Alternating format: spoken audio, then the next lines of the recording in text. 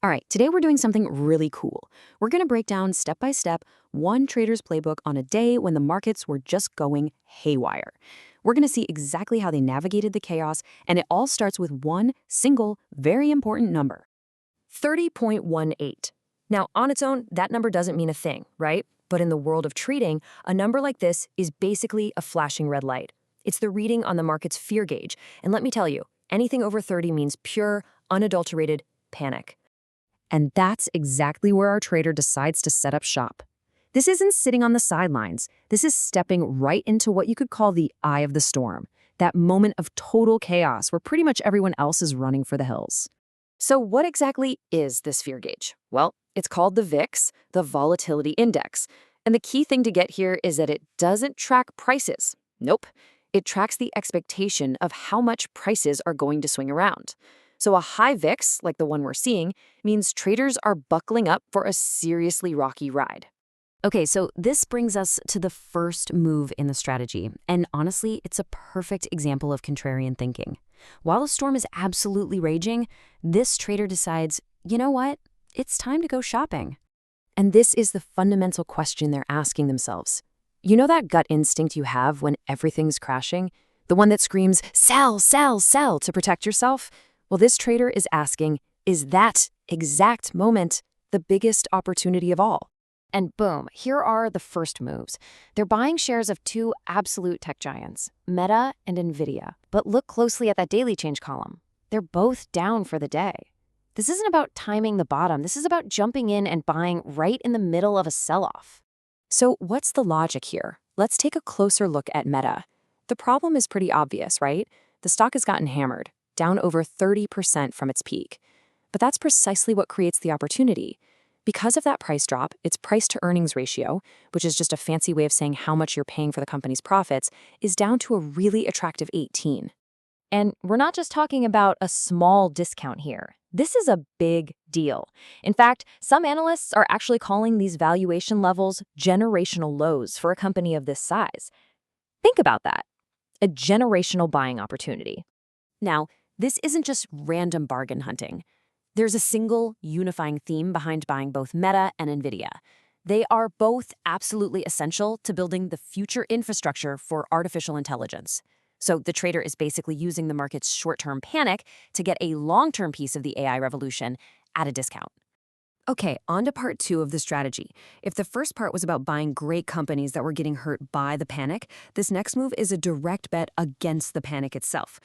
To really get this trade, you just need to understand one simple concept: mean reversion. It sounds technical, but it's super intuitive.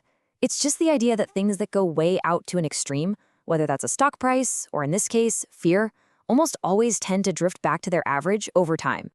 So this trade, it's a pure wager on psychology. It's a bet that this level of extreme fear in the market just can't last, and that sooner or later, a little bit of calm has to return. So here's the game plan, broken down into 4 simple steps. 1, market panic goes nuts, causing the VIX to spike. 2, the trader says, nah, this is an overreaction. 3, they buy what are called put options, which is simply a bet that the VIX index is going to go down. And 4, if they're right, calm returns, you get what's called a volatility crush, and the trade makes money. And here's a quick look at the trade itself. The VIX, as we know, is up above 30. The strike price, which is basically the target for the bet, is 27. So for this trade to start making money, the VIX needs to drop below that 27 level. Since it's still above it, the trade is what we call out of the money. It's not a winner yet. The pieces are all in place. Okay, so let's recap. We've got 2 pretty different trades on the books: buying beaten down tech stocks for the long haul and making a short-term bet against volatility. Now, let's see how these 2 pieces actually fit together into one really elegant strategy. You're probably thinking, hold on, a long-term investment in tech and a short-term bet on market fear? How on earth are those related? What's the thread that ties these 2 seemingly separate ideas together? Well, it's actually a 2-pronged attack on the exact same thing: fear. Part 1 uses the market's fear to scoop up fantastic assets while they're cheap. And Part 2 makes a direct bet that that same fear is going to fade away. See? Both moves are designed to profit from the same core belief. This panic is way overdone. But wait, it actually gets even better.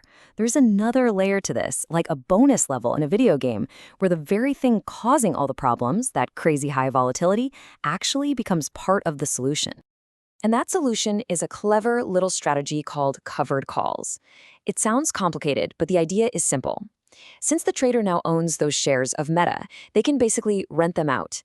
They sell someone else the right to buy those shares from them later at a higher price. And for selling that right, they get paid an immediate cash fee called a premium. And here's the brilliant twist.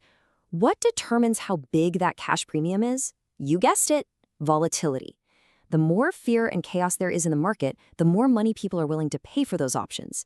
So the very chaos that created the discount to buy the stocks also lets the trader generate a fat, immediate income stream from them.